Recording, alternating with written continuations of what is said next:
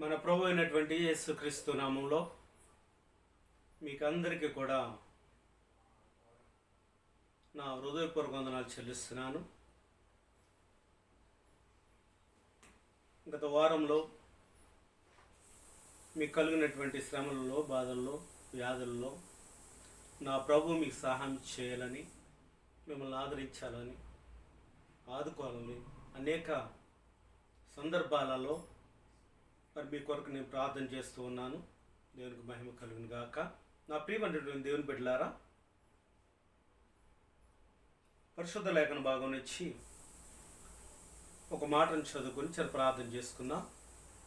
కీర్తనల గ్రంథము 40వ అధ్యాయము మొదటి వాక్యాన్ని, యెహోవా కొరకు నేను సహనంతో కనిపెట్టుకొంటిని, ఆయన నాకు చెవియొగ్గి నా మొర ఆలకించాను. యెహోవా కొరకు నేను సహనముతో కనిపెట్టుకొంటిని. ప్రార్థన చేసుకుందాం.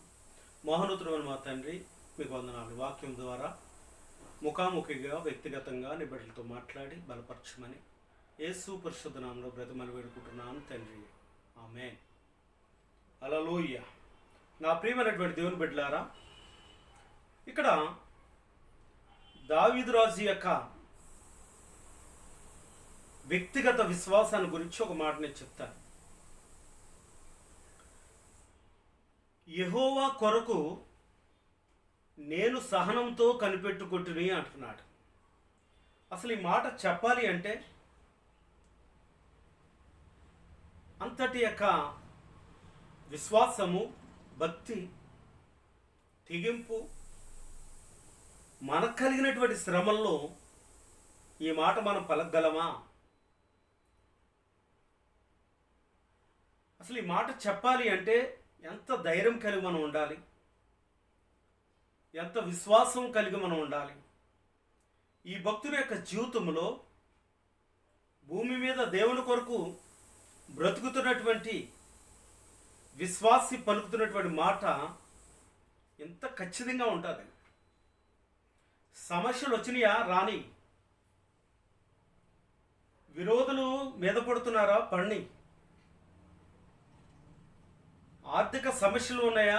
ఉండని. ఎటువంటి పరిస్థితులు గుండా మనిషి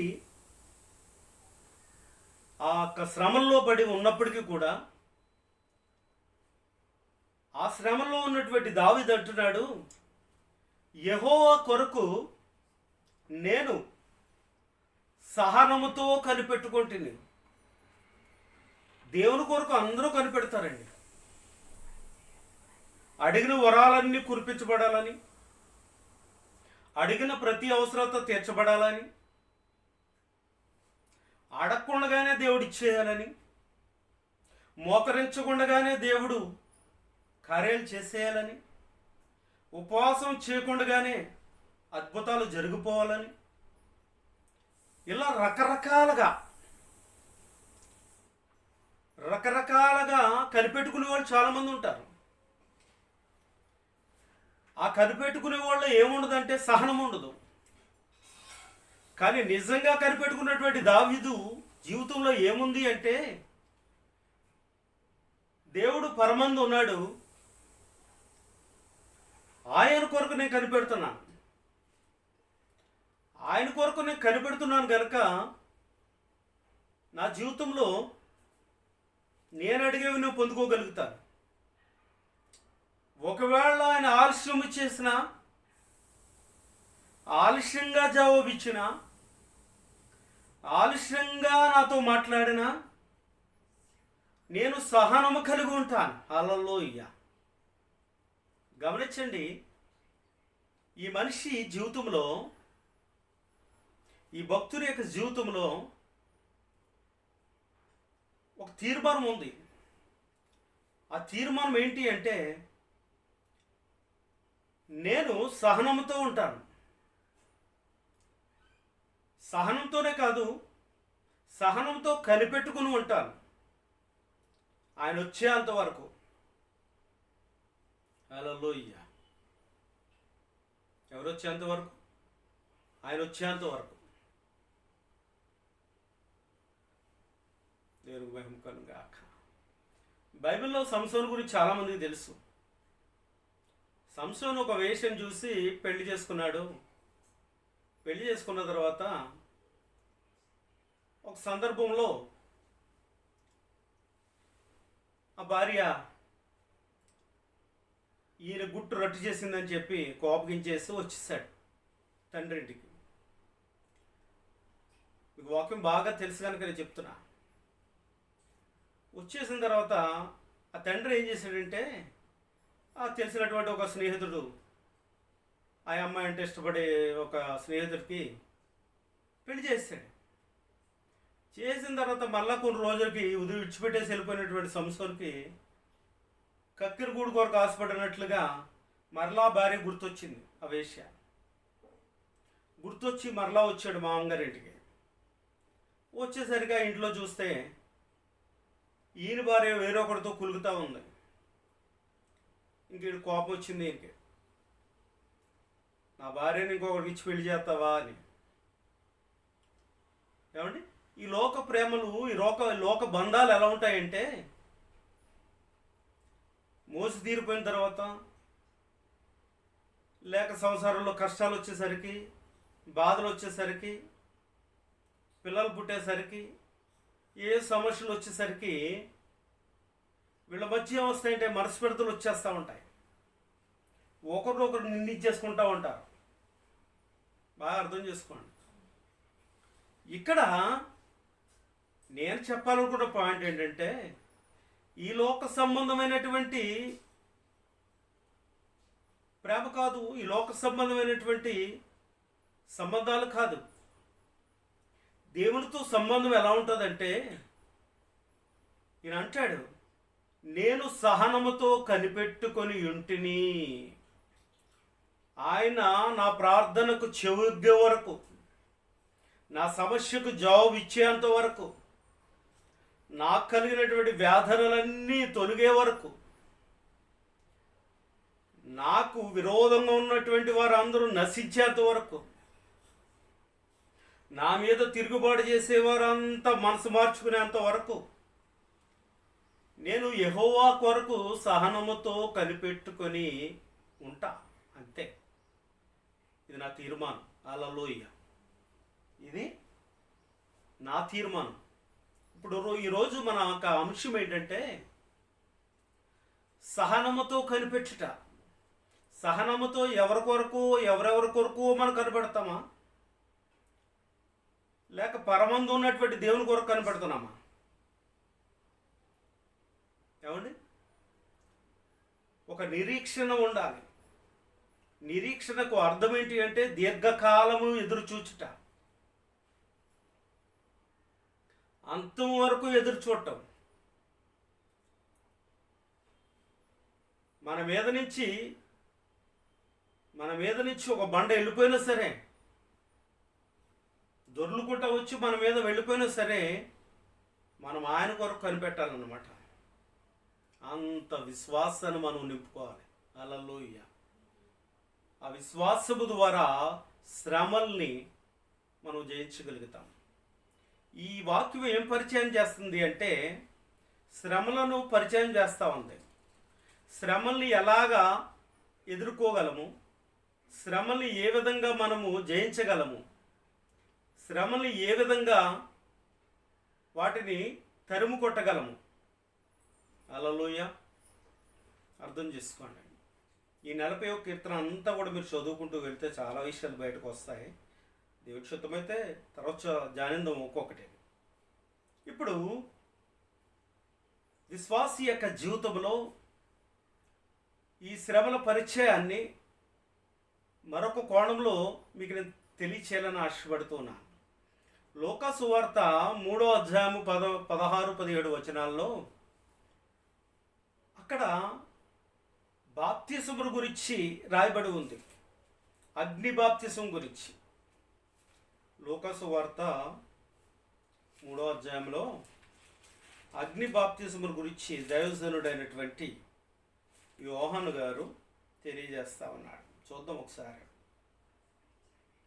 యోహాను, నేను నీళ్లలో మీకు బాప్తిసం ఇస్తున్నాను, అయితే నాకంటే శక్తిమంతుడొకడు వచ్చున్నాడు, ఆయన చెప్పుల వారు విప్పుటకైనను నేను పాత్రుడను కాను. ఆయన పరిశుద్ధాత్మలోను అగ్నితోనూ మీకు బాప్తిస్మమిచ్చును. ఆయన చేతిలోనున్నది. ఆయన తన కళ్ళెమును బాగుగా శుభ్రము చేసి తన కోట్లలో గోధుమలు పోసి ఆరని అగ్నితో పొట్టు కాల్చివేయనని అందరితో చెప్పాను. గమనించండి, ఇక్కడ మనం అర్థం చేసుకోవాల్సినటువంటి యొక్క సారాంశం ఏంటంటే, ఆయన కొరకు కనిపెట్టుకునేటప్పుడు, ఆయన కొరకు ఎదురు చూసేటప్పుడు, అంతం వరకు కూడా మన విశ్వాసాన్ని కాపాడుకుంటున్నప్పుడు ఎదుర్కొనే శ్రమలు, ఎదుర్కొనే బాప్తిస్మము, పొందుకున్నటువంటి బాప్తిస్మము అది ఏ విధంగా మార్చబడుతుందంటే అగ్ని బాప్తిస్మంగా మార్చబడుతుంది. అగ్ని బాప్తిస్మం అంటే శ్రమలను ఎదుర్కోవడం, శ్రమల్ని సహనంతో భరించటం. శరీరం కాలిపోతూ ఉంటుంది. శరీరం కాలిపోతూ ఉన్నప్పుడు ఈ గుండెకు నొప్పి కలుగుతూ ఉంటుంది. అయినను ప్రభు కొరకు ఎదురు చూడటం. హల్లెలూయా. అలా ఆయన కొరకు ఎదురు చూచినప్పుడు మన మీద దాడి చేస్తున్నటువంటి ఆ శ్రమల్ని, ఆ కష్టాలని, శత్రువుల యొక్క సూటిపోటి మాటల్ని అన్నిటినీ కూడా ఆయన వచ్చినప్పుడు ఆయన చేతిలో ఉంటుందంట. ఆయన కళ్ళమును బాగుగా శుభ్రం చేస్తాడంట, వడగడతాడు.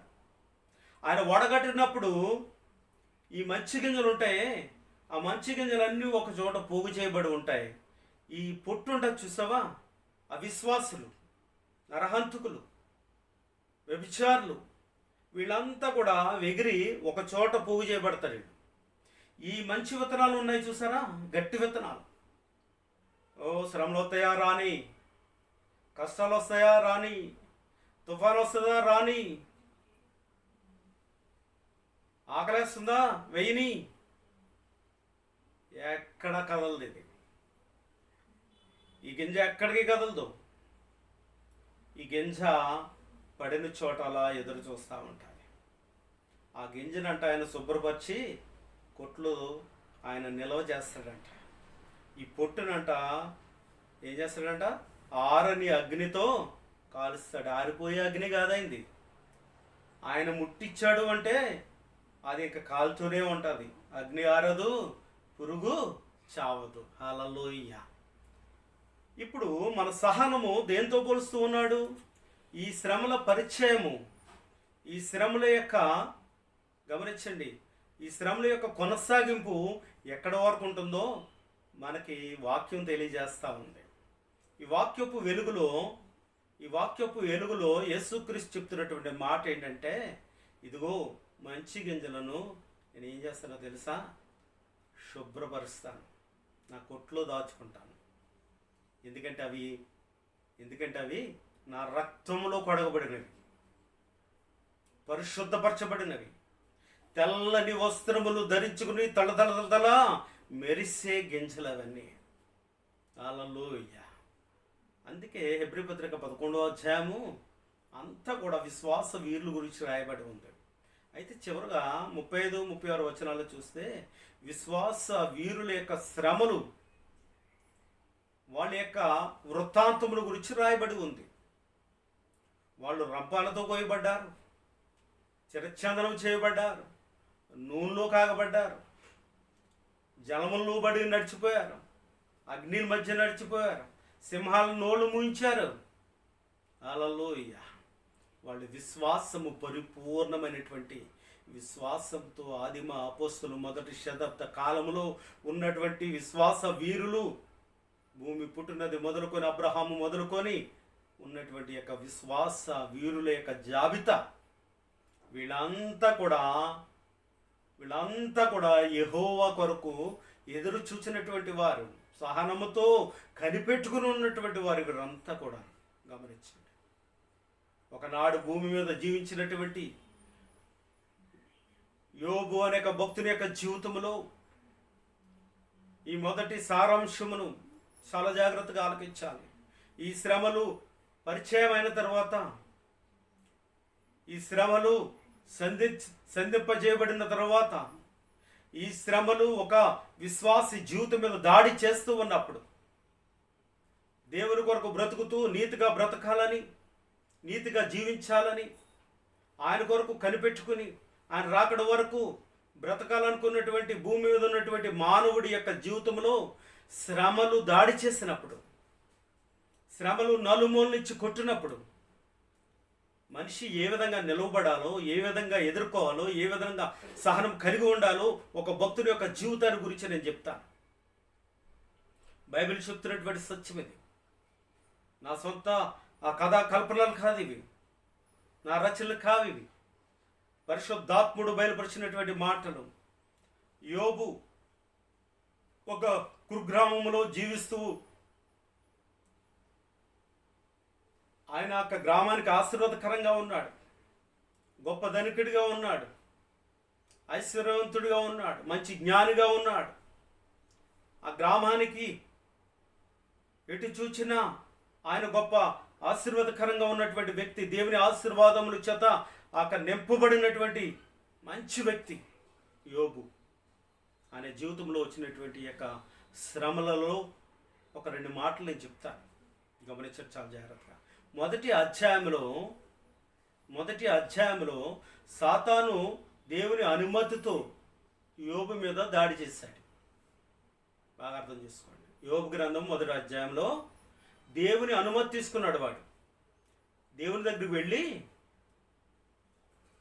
దేవుని యొక్క దూతల మధ్య నిలవబడినప్పుడు దేవుడు అన్నాడు, ఎందుకు వచ్చారా నువ్వు అంటే, నేను భూమి మీద అటు అటు తిరుగుతూ వచ్చాను అన్నాడు. నీ పని తిరిగే పనే కదా. ఏమండి, వాడి పని తిరిగే పని. వాడు నీతిమంతులు ఎక్కడున్నారో, మంచివారు ఎక్కడున్నారో వారి మీద బురద పాముడే వాడి పని. ఆ ఊజు అనే దేశంలో యోబు నీతిమంతుడిగా ఉన్నాడు. ఆయన దగ్గరికి వెళ్ళాడు బురద చల్లడానికి. అనేక కొంపలు ఉండగా ఆ కొంప ఈ కొంప తిరిగితే ఆ కొంపలన్నీ కూడా వాడికి సాహసంగానే ఉన్నాయి. యోబు ఒక్కడే కనపడ్డాడు, దేవుని కొరకు బతికేవాడు. దేవుడి దగ్గరికి వెళ్ళి అనుమతి తీసుకున్నాడు. ఇదిగో అంటే దేవుడు అన్నాడు, నా బిడ్డ అన్నాడు. నీ బిడ్డో కాదో నేను పెట్టే పరీక్షల్లో నెగ్గమను అన్నాడు. సరే అయితే ఏం చేస్తావు చెయ్యి అన్నాడు. వచ్చాడు, నలుమూల నుంచి కూడా యోబుని శ్రమల పాలు చేశాడు. హల్లెలూయా, శ్రమల పాలు చేశాడు. ఇప్పుడు ఇక్కడ యోబుకి విషయాలు ఏమి తెలవు. యోబు సాతాను యొక్క కబంధ హస్తాలలో ఆయన సర్వనాశనం చేయబడ్డాడు. హల్లెలూయా. కానీ యోబు బ్రతికే ఉన్నాడు. రెండవదిగా మనం చూస్తే 19వ అధ్యాయంలో 21వ చరణంలో దేవుని హస్తము నన్ను మొత్తి ఉన్నది, నా స్నేహితులారా నా మీద జాలిపడుడి అంటున్నాడు. యోబు ఇక్కడ తన స్నేహితుల యొక్క ఆశ్రయాన్ని, స్నేహితుల యొక్క స్నేహాన్ని, స్నేహితుల యొక్క ఆదరణను యోబు కోరుకుంటూ ఉన్నాడు. ఏమండి, ఎందుకంటే ఒకనాడు ఆయనతో కలిసి ఉన్నటువంటి మంచి స్నేహితులు గనక ఆ స్నేహితుల్ని ఆయన వారి యొక్క స్నేహాన్ని కోరుకుంటున్నట్లుగా మనం చూస్తూ ఉన్నాం. హల్లెలూయా.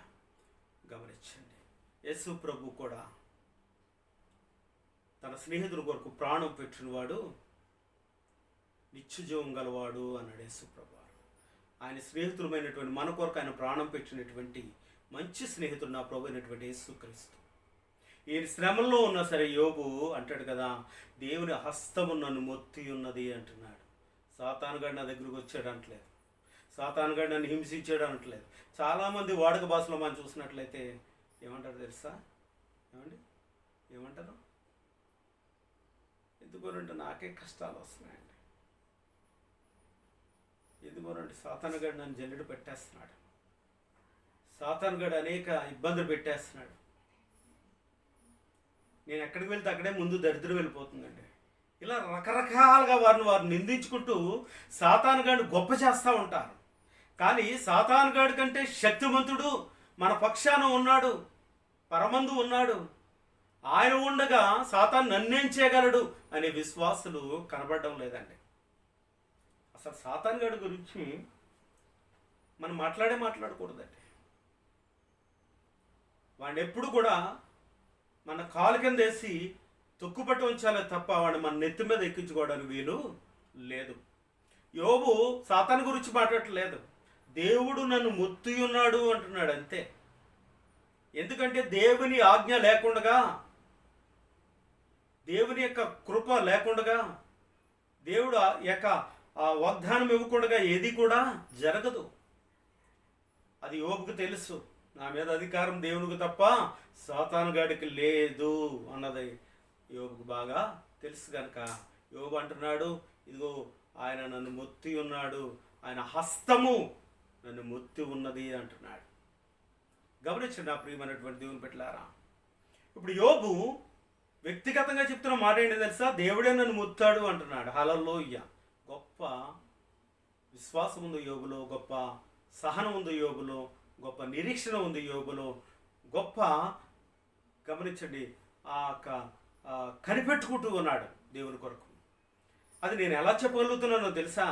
ఒకసారి యోబు గ్రంథం 13వ అధ్యాయం 15వ వచనంలో ఏమంటున్నాడో తెలుసా? ఇదిగో ఆయన నన్ను చంపినాను, నేను ఆయన కొరకు కనిపెట్టుకుంటుని అంటున్నాడు. యోబు ఖచ్చితమైనటువంటి మాట ఏంటో తెలుసా? ఇదిగో ఆయన నన్ను చంపినను, నేను ఆయన కొరకు కనిపెట్టుకుంటాను. ఎంత మంచి మాట అండి ఇది. మరి దేని గురించి యోబు మాట్లాడట్లేదు. ఈ భక్తుడి యొక్క విశ్వాసం ఏంటో తెలుసా? ఈ భక్తుడి యొక్క హృదయంలో ఉన్నటువంటి యొక్క వాస్తవం ఏంటో తెలుసా? దేవుడు చంపితేనే నేను చస్తాను, దేవుడు బ్రతికిస్తేనే నేను బ్రతుకుతాను. ఆయన ఇచ్చాడు, ఆయన తీసుకుంటాడు. దిగంబరిగా వచ్చాను, దిగంబరిగా పోతాను. కానీ పోయే ముందు మాత్రం ఆయనతో నేను సవాల్ చేస్తూ ఉన్నాను, ఆయనతో నేను మాట్లాడుతూ ఉన్నాను. ఆయనకి నాకున్నటువంటి వాదన అది న్యాయం తీర్చబడాలి అని చెప్తూ యోబు ఏమంటాడంటే, ఆయన నన్ను చంపినను, నేను ఆయన కొరకు కనిపెట్టుకుంటాను. ఈ మాట ఎంతమంది చెప్పగలమండి?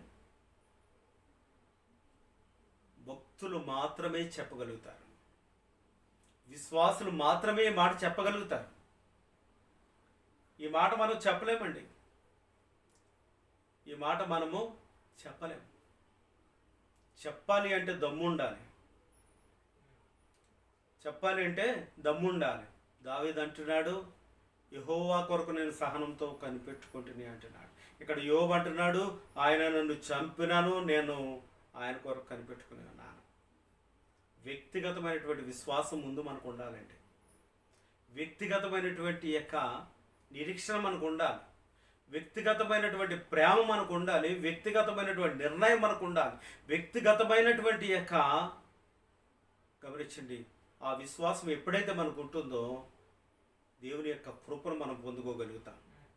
కొరింథీయులకు రాసిన పత్రిక, కొరింథీ మొదటి పత్రిక 10వ అధ్యాయం 13వ వచనంలో చూస్తే, ఇక హింసింపబడి వారికి, శ్రమలు కలుగుతున్నటువంటి వారికి ఆ దీర్ఘకాలంగా ఆ శ్రమలు ఉండవంట, ఆ బాధలు ఉండవంట. ఆయన రాకడా వరకు అవన్నీ మనం భరించుకోవాలి. అందుకే ఇక్కడ పౌలు అంటాడు, చక్కటి మాట అంటాడు, నాకు చాలా ఇష్టమైనటువంటి మాట. సాధారణముగా మనుషులకు కలుగు శోధన తప్ప మరేమీ కలుగదు అంటున్నాడు. సాధారణంగా కలిగే శోధనలు ఇవి. సాధారణంగా కలిగే శోధనలో మనం నిలబడి సహనము కలిగి దేవుని కొరకు ఆయన చెప్పినా సరే అని కనిపెట్టుకుని మనం ఉంటే ఆ శ్రమనంట యేసుక్రీస్తు వచ్చి దాడన్నిటిని తొలగించేస్తాడు. ఆ దరిద్రత అంతా పోతుంది. ఆ కుటుంబంలో ఉన్న కలహాలన్నీ పోతాయి. ఆ కుటుంబంలో ఉన్నటువంటి సాతాను శోధన అంతా తొలగిపోతుంది. ఆ కుటుంబం మీదకి వస్తున్నటువంటి శత్రు సమూహం అంతా నాశనం అయిపోతుంది. ఆ విశ్వాసం మీద దాడి చేస్తున్నటువంటి అంధకార శక్తులన్నీ కూడా నాశనం చేయబడతాయి. నీ పంట పొలమును, భూఫలమును, నీ మీద కమ్ముకుంటున్నటువంటి చీకట వెలుగుమయంగా మార్చబడుతుంది. సాధారణంగా కలుగు శోధన తప్ప మరేమీయూ మీకు కలగదు. ఎందుకో తెలుసా? నేను ఆరాధిస్తున్నటువంటి దేవుడు సర్వశక్తి కలిగిన దేవుడని అపుస్తుడైనటువంటి పౌలు భక్తుడు చెప్తూ ఉన్నాడు. గమనించండి. రెండవ ఒక అంశంగా చూస్తే, మొదట యోబు యొక్క జీవితంలో శ్రమల అనుభవాల్లో జాలువారినటువంటి మాటలు మనం చూస్తూ ఉన్నాం. రెండవ అంశంగా మనం చూస్తే, విశ్వాసులకు పరీక్షలు వస్తాయి, శ్రమలు వస్తాయి, వారికి ఎదుర్కొనే సమస్యలు వస్తాయి. ఆ విషయాలలో మొదటి శతాబ్ద కాలంలో యేసు క్రీస్తుతో జత చేయబడినటువంటి మంచి సేవకుడైనటువంటి పేతురు తన మొదటి పేతురు పత్రిక 4వ అధ్యాయము 12వ చరణంలో అని చెప్తూ ఉన్నాడు. పేతురు ఇలా అంటూ ఉన్నాడు, ప్రియులారా, మిమ్మును శోధించుటకు అగ్ని వంటి మహాశ్రమలు కలిగినప్పుడు మీకు ఏదో పెద్ద శోధన కలుగుతుందని మీరు అనుకోవద్దు అంటాడు. హల్లెలూయా. గమనించండి, పేతురు యొక్క అనుభవాలలో పేతురు చాలా శ్రమలు ఆయన అనుభవించాడు, చాలా ఒడుదుడుకులు ఆయన అనుభవించాడు. ఆయన కలిగినటువంటి యొక్క గొప్ప శ్రమల్లో మనం ఆలోచన చేసినట్లయితే, ఆయన ప్రతి విషయంలో కూడా త్రొట్టిల్లు పడుతూ ఉన్నాడు, తొట్టుపోతూ ఉన్నాడు. అటువంటి పరిస్థితుల్లో యేసు ప్రభు ఆయన విడిచిపెట్టలేదు.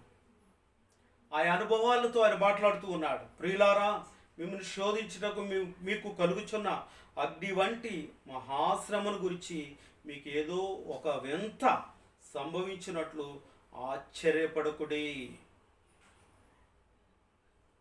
పేతురు కూడా ఈ శ్రమల గురించి ఆయన అనుభవాన్ని తెలియజేస్తా ఉన్నాడు. ప్రియులారా, నా బిడ్డలారా, దేవుని యొక్క బిడ్డలారా, మీకు శ్రమలు వచ్చినప్పుడు, శోధనలు వచ్చినప్పుడు, ఆ శోధనలో అగ్ని వంటి మహాశ్రమలు వచ్చినా సరే, ఎందుకంటే పూర్వమందు ఇటువంటి శ్రమలు మన పితరులు అనుభవించారు. అగ్ని వంటి శ్రమలు వచ్చినాయి వాళ్ళకి. అగ్ని మధ్య నడిచారు వాళ్ళు, అగ్ని చేత వారు కాల్చబడ్డారు. షడ్రక్, మేషక్, అబేద్నెగోగులు రాజు యొక్క శాసనాన్ని కాదన్నందుకు వారు ముగ్గురిని కూడా కాళ్ళు చేతులు కట్టి ఉన్న పాటున బట్టలతో అగ్నిలో వారిని పడవేశారు. గమనించండి. కానీ వారు ముగ్గురు కూడా భయపడలేదు. రాజుతో అంటూ ఉన్నారు, ఇదిగో రాజా, మేము మాత్రం నీ ప్రతిమకు మొక్కం.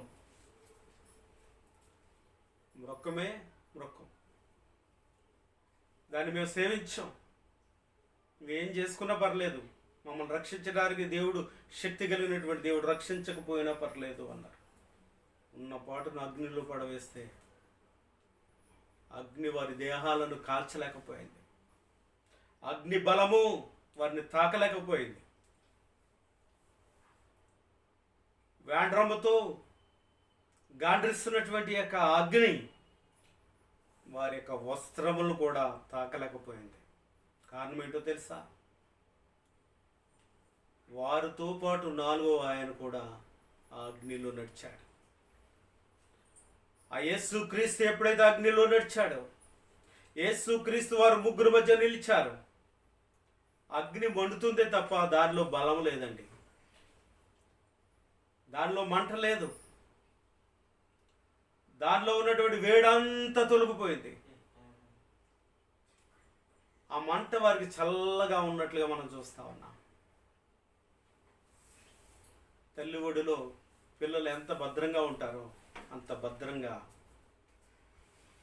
వారు అగ్నిలో తిరిగినట్లుగా మనం చూస్తా ఉన్నాం. పేతురు అందుకే అంటున్నాడు, అగ్ని వంటి మహాశ్రమలు వచ్చినా సరే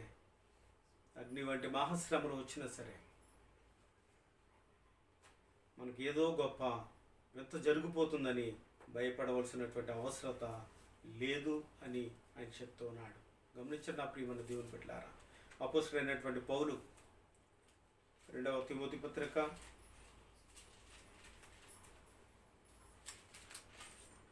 3వ అధ్యాయము 12వ చరణం చదువుతున్నాను. క్రీస్తు యేసునందు సద్భక్తితో బ్రతుకనుద్దేశించు వారందరూ హింస పొందుతారు.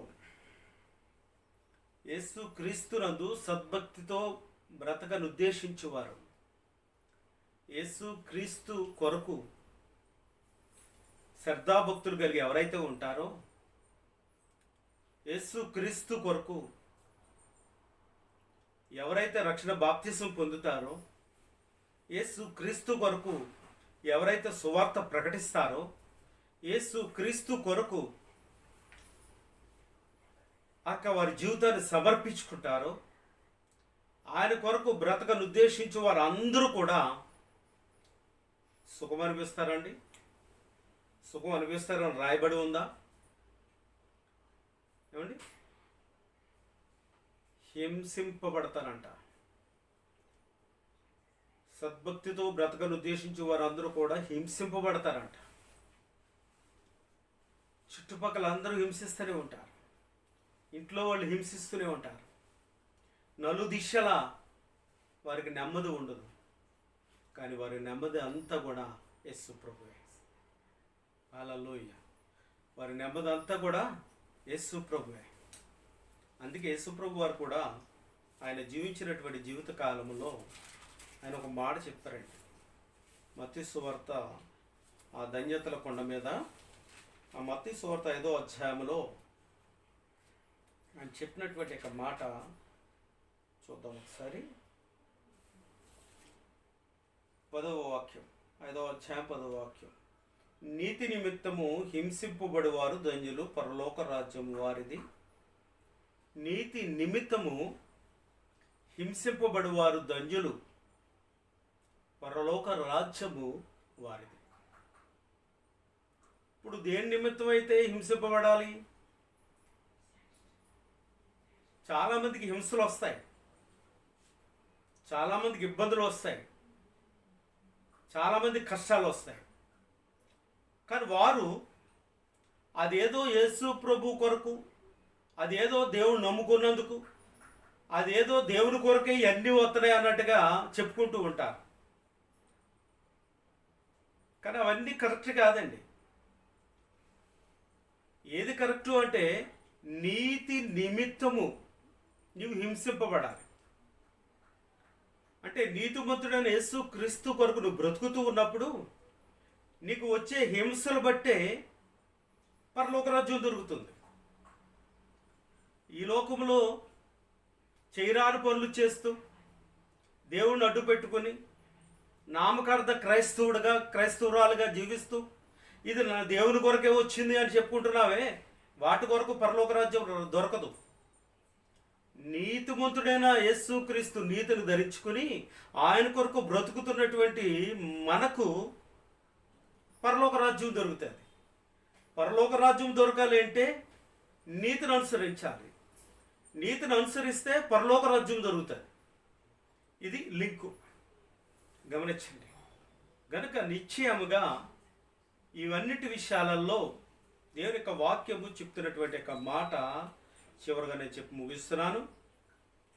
పరిశుద్ధ లేఖన భాగంలో సహనము గురించి, ఆ సహనము దేవుని మీద ఉండాలి అన్న అంశం మీద మనం మాట్లాడుతూ ఉన్నాం. ఇది కీర్తనకారుడైనటువంటి దావీదు అనుభవాల్లో నుంచి మనం ప్రారంభించినటువంటి ఆ ప్రారంభ దిశను మరొకసారి నేను జ్ఞాపం చేయాలని ఆశపడుతూ ఉన్నాను. యెషయా గ్రంథము 40వ అధ్యాయము 31వ వాక్యాన్ని మనం ధ్యానిద్దాం. యెహోవా కొరకు ఎదురు చూచువారు నూతన బలము పొందుదురు. యెహోవా కొరకు ఎదురు చూచువారు నూతన బలము పొందుదురు. ఇప్పుడు ఇక్కడ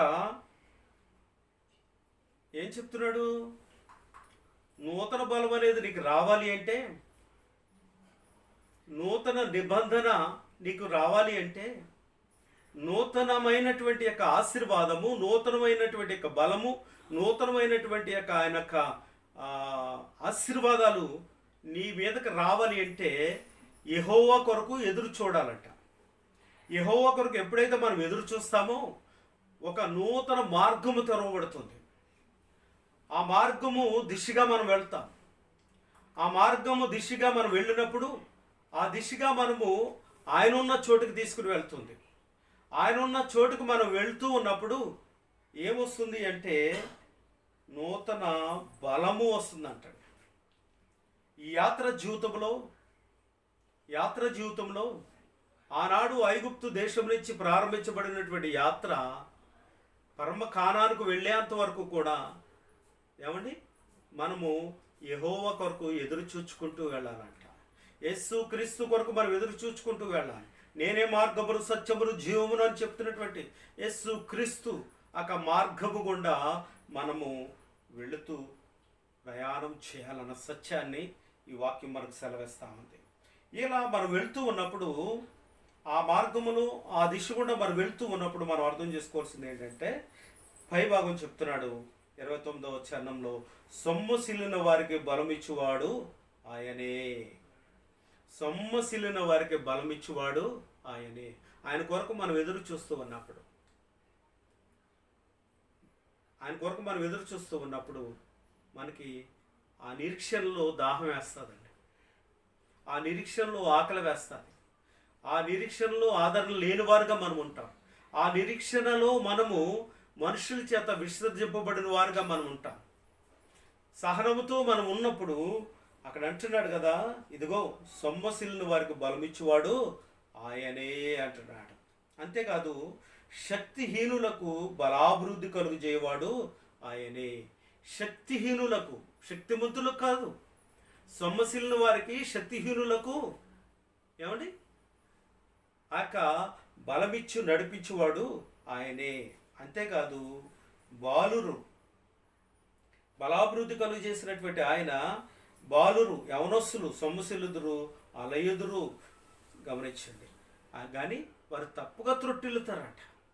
ఆయన కొరకు మనం ఎదురు చూస్తూ ఉన్నప్పుడు ఒక్కొక్కసారి మనము త్రొట్టిల్లిపోతూ ఉంటాం, సడలిపోతూ ఉంటాం, అవిశ్వాసం వస్తూ ఉంటుంది. కానీ దేవుడు మనల్ని బలపరుస్తాడండి. దేవుడు మనల్ని స్థిరపరుస్తాడు. దేవుడు ఆయన ఉన్నటువంటి స్థానానికి మనల్ని నడిపించడానికి ఆయన ఏం చేస్తాడంటే ఒక నూతనటువంటి బలమును అనుగ్రహిస్తాడు, నూతన వాత్సల్యతను అనుగ్రహిస్తాడు, నూతన మార్గము గుండా ఆయన మనల్ని నడిపిస్తాడనే సత్యాన్ని మనం తెలుసుకోవాలి.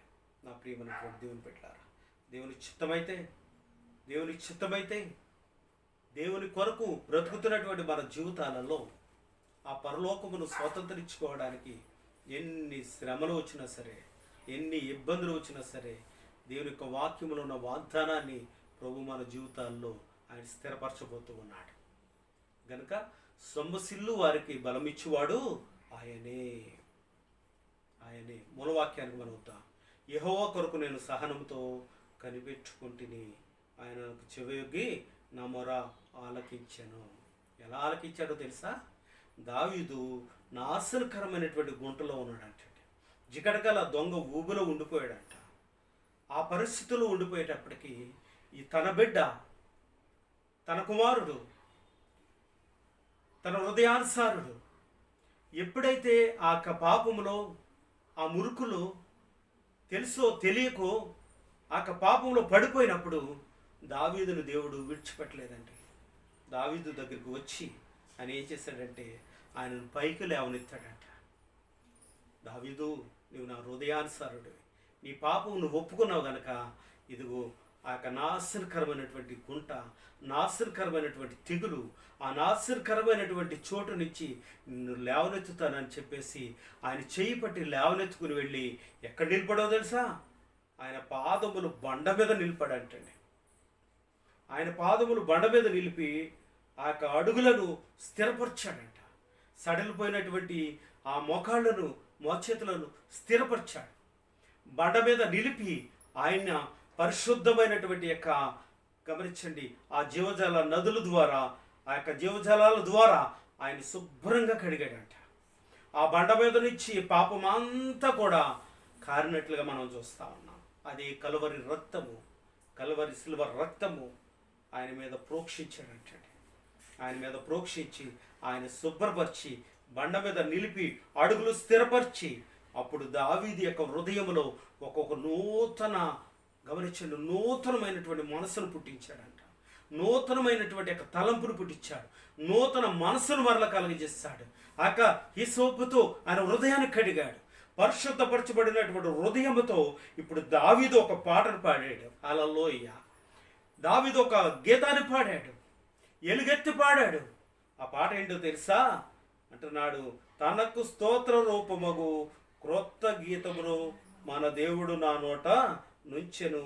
అనేకులు దాన్ని చూచి భయభక్తులు కలిగి యెహోవా యందు నమ్మకం ఉంచెదరు. హల్లెలూయా. గర్విష్ఠులందరి ముందు, విరోధులందరి ముందు, ఆయన హింసించిన వారు అందరి ముందు వారందరూ చూస్తూ ఉండగా బండ మీద నిలిపాడు. క్రొత్త గీతము, క్రొత్త ఆలోచన, క్రొత్త మనస్సు ఆ యొక్క దావీదు హృదయంలో ఆయన నింపాడంటండి. అందుకే నీ నోరు తెరువు, నేను నింపుతానను దేవుడు దావీదు హృదయంలో క్రొత్త మనసును కలిగజేశాడు. దావీదు ఇప్పుడు వెలుగెత్తి ఏం పడుతున్నాడు తెలుసా? యెహోవా కొరకు నేను సహనంతో కనిపెట్టుకుంటుని, ఆయన నాకు చెవియొగ్గి నా మొర ఆలకించాను. నా ఆశ్చర్యకరమైన గుంటలో నుండి, జికట గల దొంగ ఊపిలో నుండి ఆయన నన్ను పైకి లేవనెత్తును. నా పాదములు బండ మీద నిలిపిన అడుగులు స్థిరపరచెను. తనకు స్తోత్ర రూపము క్రొత్త గీతమును మన దేవుడు నా నోట నుంచెను. అనేకులు దాన్ని చూచి భయభక్తులు కలిగి యెహోవా యందు నమ్మకం ఉంచెదరు. హల్లెలూయా. దావీదు యొక్క జీవితంలో, ఒక భక్తుడి యొక్క జీవితంలో ఎంత అద్భుతమైన కార్యములు జరిగించినటువంటి దేవుని కొరకు మనమందరం కూడా సహనంతో కనిపెట్టుకుని ఉందాం. ఈ భయంకరమైనటువంటి వైరస్లో, పరిస్థితుల్లో మనమందరం కూడా ఆయన వరకు ఎదురు చూద్దాం, సహనంతో చూద్దాం. నా మట్టుకు నేను చూస్తానని విశ్వాసంతో మీరందరూ కూడా నాతో కలిసి ఈ మాట చెప్పడానికి మీరు ఇష్టపడినట్లయితే ఈ యొక్క మాట మరొకసారి మీకు నేను తెలియజేస్తూ ఉన్నాను. ఈ వాగ్దానం మరొకసారి మీ మీదకి నేను విడుదల చేస్తూ ఉన్నాను. యెహోవా కొరకు నేను సహనంతో కనిపెట్టుకుంటుని, యెహోవా కొరకు సహనంతో కనిపెట్టుకుంటుని, ఆయన నా జీవితాన్ని దేదీప్యమానంగా వెలిగించాడు. కనుక నిశ్చయంగా దేవుడు మీకు సహాయం చేయను గాక. దేవుడు కొద్దిమంది దీవించి ఆశ్రయించను గాక. ప్రార్థన చేసుకుందాం. తల ఉంచండి. పరిశుద్ధుడు మా తండ్రి, మీకు వందనాలు చెల్లిస్తున్నాను అయ్యా. ఒక భక్తుని యొక్క జీవితంలో భూమి మీద గొప్ప విశ్వాసంతో ఉన్నటువంటి విశ్వాసి యొక్క జీవితాన్ని దేదీప్యమానంగా వెలిగించాం. వ్యక్తిగతమైనటువంటి యొక్క నిరీక్షణ, యెహోవా కొరకు నేను సహనంతో కనిపెట్టుకుంటుని, ఆయన నా ప్రార్థనకు, నా మాటలకు ఆయన చెవియొగ్గి ఆలకించాడని ఆయన సాక్ష్యం ఇస్తూ ఉన్నాడు. మా జీవితాలలో కూడా అటువంటి సహనము, అటువంటి నిరీక్షణ, అటువంటి యొక్క అద్భుతము జరిగించిన ఆయన ఈ వర్తమానం విన్న ప్రతి బిడ్డతో మీరు మాట్లాడండి. మీరు వెంటనే ప్రభువా వారి జీవితాలను సమర్పించుకోవడానికి సహాయం దయచేయండి. ఇదిగో నేనుతో సమయం హెచ్చించి అయా ప్రభా నీ బిడ్డలతో మాట్లాడుతూ ఉండగా అయా ప్రభా యేసయ్య ప్రతి ఒక్క బిడ్డను మీరు దర్శించండి. వినగలిగి గ్రహించగల మనసును దయచేయండి. అయా ఈ వర్తమానము ప్రభా అనేక ప్రాంతాలకు, అనేక దేశాలకు వెళ్ళడానికి సహాయం దయచేయండి. పాపనైనా నన్ను కరుణించి ఆ బండ మీద నిలుపున్నట్లుగా నీ బిడ్డలు కూడా నిలిపి రక్షణ దయచేయమని ప్రార్థన చేస్తూ ఉన్నాను. కరోనా వైరస్తో హాస్పిటల్లో ఉన్న బిడ్డలు జ్ఞాపకం తెచ్చుకోండి ప్రభా. ప్రతి ఒక్క కుటుంబాన్ని ఆదరించండి ప్రభా.